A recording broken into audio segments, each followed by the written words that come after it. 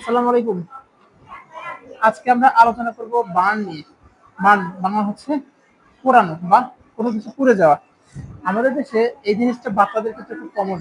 কারণ প্রথম কথা হচ্ছে যে তারা অসাবধানতাবশত অনেক সময় গরম পানি বা আগুন বা বিদ্যুৎ এসব জায়গার সাথে অনেক সময় টাচে থাকে বা অনেক সময় এগুলোর আশেপাশে থাকে, যার কারণে দুর্ঘটনাবশত তাদের অনেক সময় হাত পা মুখ বা শরীরের বিভিন্ন অংশ পুড়ে যায়।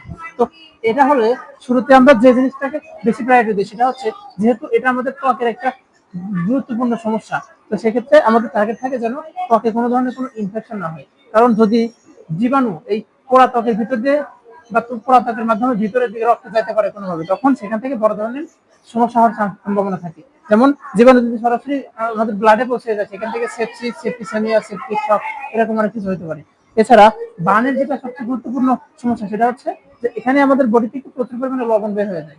এর জন্য অনেক সময় আমাদের লবণ কারেকশন করতে আমরা স্যালাইন দিই, শুরুর দিকে স্যালাইন দিই, প্লাস অনেক সময় ট্যাবলেট দিয়ে আমরা লবণের ঘাটতিটা পূরণ করি। তো সবার কাছে একটা আহ্বান থাকবে যে ছোট বাচ্চারা এরা যেন কখনো আগুন বা গরম পানি বা বিদ্যুৎ এগুলোর আশেপাশে না থাকে। এগুলো আমরা একটু গুরুত্ব সহকারে বিবেচনা করবো। কারণ এখান থেকে যদি একবার তাদের গায়ে আগুন লেগে যায় এবং সেটা যদি চোখ বা মুখ বা অন্য গুরুত্বপূর্ণ অঙ্গে ক্ষতি সাধন করে, সেখান থেকে সারা জীবনের জন্য একটা বড় ধরনের দুর্ঘটনা ঘটতে পারে। ধন্যবাদ।